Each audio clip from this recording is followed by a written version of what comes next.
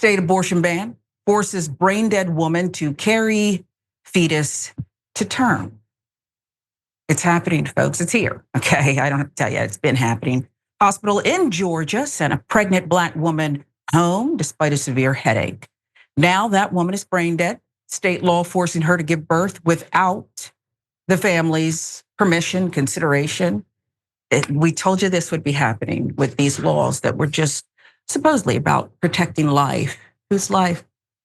We have the devastating details for you. Adriana Smith lay inside an Atlanta hospital on life support for more than 3 months after suffering multiple blood clots in her brain, rendering her brain dead. She's also pregnant, several more weeks to go. Her grieving family members say she's being kept alive only to give birth and claim they've been stripped of their legal right to make decisions about her care due to Georgia's strict abortion laws. Yeah, 6 weeks, and that's it, folks. They said they plan for every scenario. In all 50 states, when a person is declared brain dead by medical professionals, it means they are legally dead. Loved ones may seek a court order to remove the patient from life support if there's no DNR, do not resuscitate, order in place, but not in this case. Carve out. Georgia's 2019 heartbeat law, ironic, known as the Living Infants Fairness and Equality Act, makes it a crime to intervene in a pregnancy after about 6 weeks or until a heartbeat is detected. There are few exceptions to the ban. However, rape, incest, notably when the mother's life is at risk. Apparently, Smith's vegetative state does not qualify. Her unusual situation presents a legal gray area, making the months that have passed torture for her and her family. Atlanta Black Star friends there filling in some details. Her mother issued this statement. She's been breathing through machines for more than 90 days. April Newkirk told local news outlet 11 Alive, "It's torture for me. I see my daughter breathing, but she's not there. And her son, I bring him to see her." Newkirk said the family might not have chosen to end the pregnancy, but they feel the decision was theirs to make. The fetus has an undetermined amount of fluid on its brain. There are concerns about the unborn child's health. Those concerns weigh on Smith's loved ones. She's pregnant with my grandson, but he may be blind, may not be able to walk, may not survive once he's born, Newkirk told the outlet.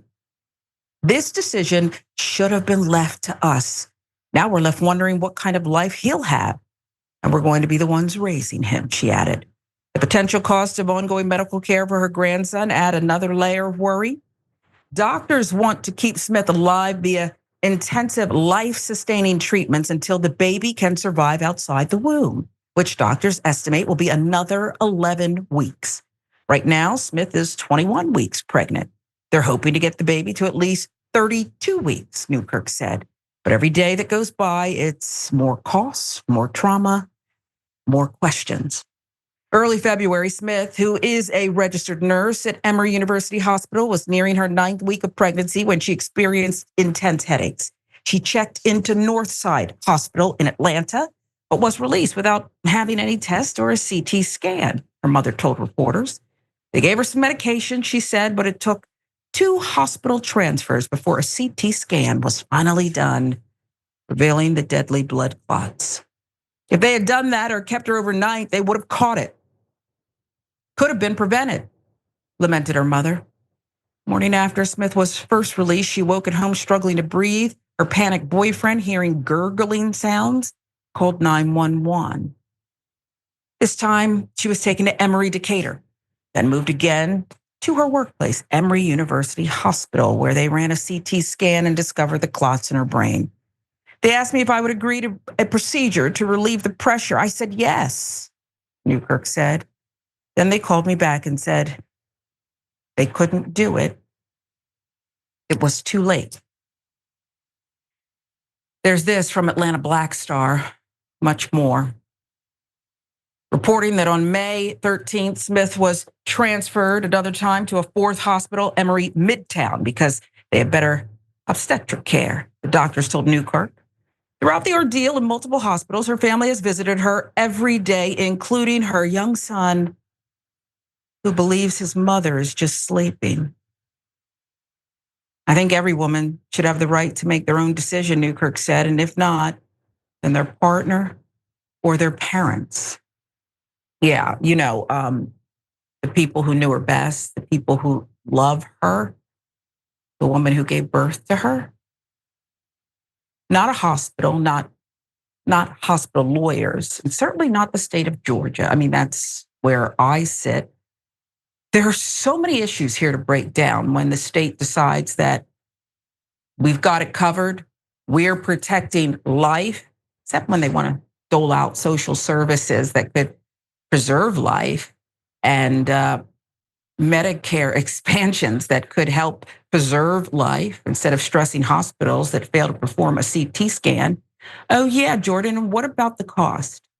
So this has been going on, right? 90 days. And now you want another 11 weeks or so. I didn't see anything, and I know our behind the scenes team, our production team is the best. There's nothing in this document that says anything about the state of Georgia is going to pay for this.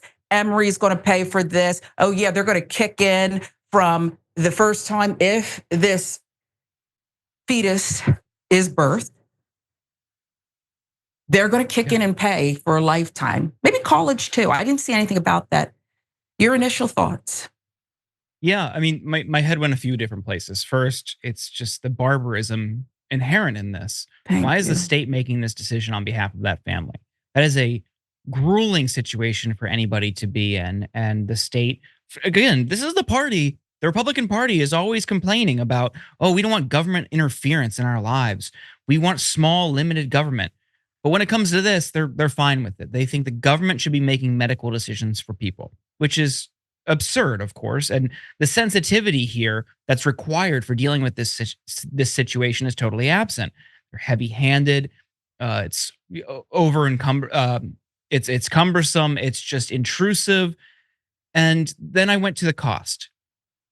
Like you say, we have no idea what this is going to be. I can't imagine the state of Georgia would come in and waive any costs, or the hospital would waive any costs. That'd be great if they did. But that the state is forcing this family to go through with this. And look, they may have, but they didn't have a choice, like they said. They may have, but that's their choice. It's their sole decision. And unfortunately, we could see a situation where not only are they going to have to deal with this for weeks, and who knows what the circumstances could be later on, but they might have a mountain of medical debt after this waiting for them. I hope. Odds are, because the system is so barbaric, I hope they have really thorough and good insurance, but that it's a rarity in today's society. Yeah, and we could keep going and going. I'm thinking now about what's going on in Washington with the bums there and how they talk about Medicare and working. Just a lot of nonsense, assuming that we're out here just kind of twiddling our thumbs. I haven't taken care of my mother for years. She could not walk, toilet herself, had cognitive issues that she was not herself. I had to take that on at enormous cost, which I was always going to do because I love her and still do. They have full lives. This is going on. So she's dead. She's legally dead. You heard the definition. If she had died, God forbid, in a car accident, pregnant, that would have been it. But the state of Georgia says they know better. And so mom and boyfriend and, oh yeah, childcare and son, they have to keep going. I don't know if they're rich or not, but they have to go to work and they have to take care of their obligations. And they have to, oh yeah, come to Emory, where she's hooked up to some of the most expensive machines ever created in a medical setting. And they have to wait with all that uncertainty. I'll give you the last word, Jordan. My heart breaks for this family, which is a common refrain now. Just the ways the Republican Party have totally warped our government into a vehicle for violence and suffering. is just indescribable. Every day there is a new horror, and in just about every single circumstance, you can draw a line back to a Republican official or Republican politician or Republican policy making people's lives worse. And this is just another example of why these people should not be anywhere near the levers of power. Yeah.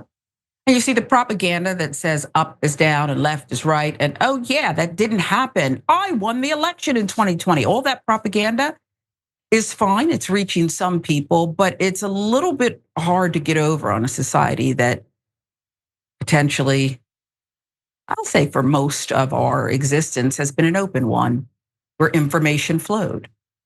And so I live in Georgia, and there's still some free press. And of course, there's TYT that will always be a free press, independent media, we'll call it.